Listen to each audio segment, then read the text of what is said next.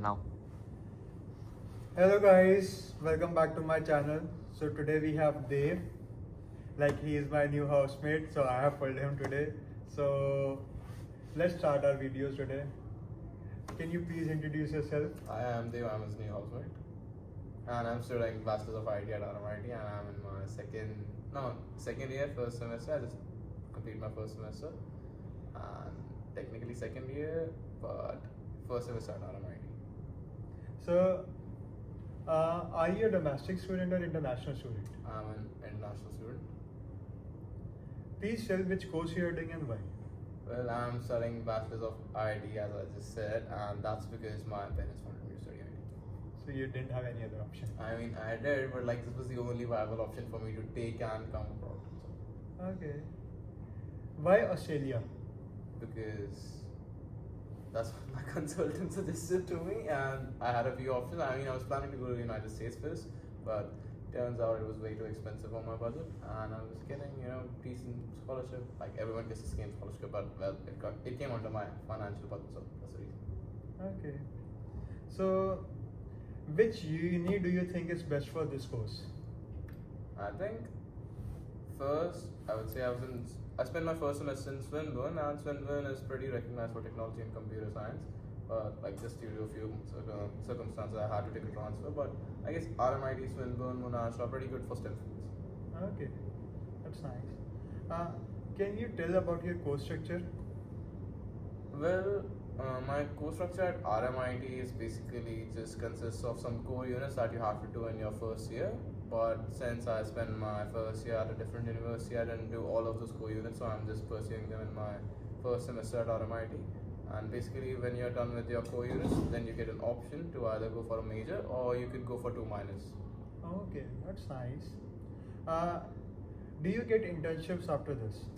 I mean, internship, if you're talking about professional year, then that's just, created through the university, but it all depends on you. If you have done your work, then yeah, you can find internships and find placements on your No, own. I'm asking through universities. Through university, I'm not sure, but like if you're talking about professional year, then yeah, of course. Because in some courses that is mandatory, in some courses it is. But no, I'm pretty sure it's not mandatory in my course. Okay. What kind of background do you need to study this?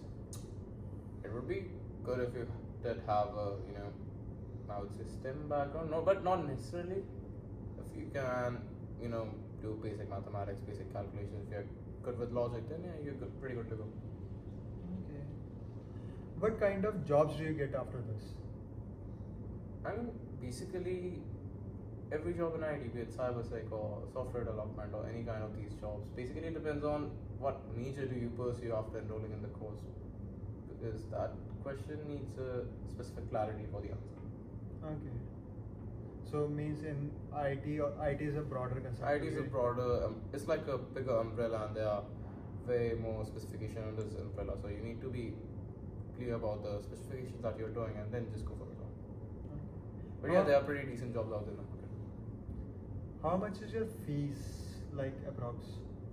Right now, with 20% scholarship, I'm paying 16 grand a semester, so that's 32 grand for one Annually. entire year, and I guess there's a 10% increment every semester.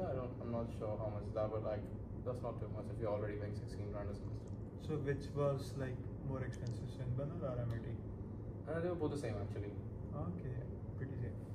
So do you have exams or assignments? It depends on the units. So I can just tell about the units that I did right now. I just did 3 units, and for those 3 units, I didn't have any exams. I did have quizzes and assignments, but not Okay. specific exams. That's nice that you are away from Yeah. exams till now. Yeah, to be very. What is PR pathway after this? None. You get none in IT. Like if you are able to sort your 100 or 105 points after studying IT, and that's too only if you have like 1 or 2 years of work experiences, and pretty much like if you are coming here to get a PR, don't take IT if PR is your only way to go here. Okay. Are you able to enjoy extracurricular activities with this? Again, it comes to the choice if you feel extracurricular activities are important for you, or is it just the academics. But for me personally, a bit of balance of everything is important, and if you know how to basically manage your time, then you can manage your extracurricular activities as well. And I think these are pretty important because sometimes IT can be a bit hectic on you as well. And like my last question to you is, are you able to manage your job and studies together? Depends on the job. Depends on your work environment. If your managers are, flexible. If your course is flexible, actually depends on the course as well. For me personally, I do get recorded lectures, so sometimes if my classes are clashing with my work hours, I just watch the recordings. And if I have to, there are some classes that you actually need to, and you can't compromise on them. So I do attend them, and I'm just make sure that my roster or my availability at work is different from my university schedule. So I think so that is all for today. Okay.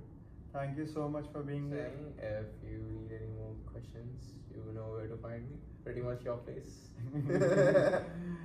I can pull. So thank you so much for watching my channel. Do like, share, subscribe and comment. That's all. Thank you. Have a good day.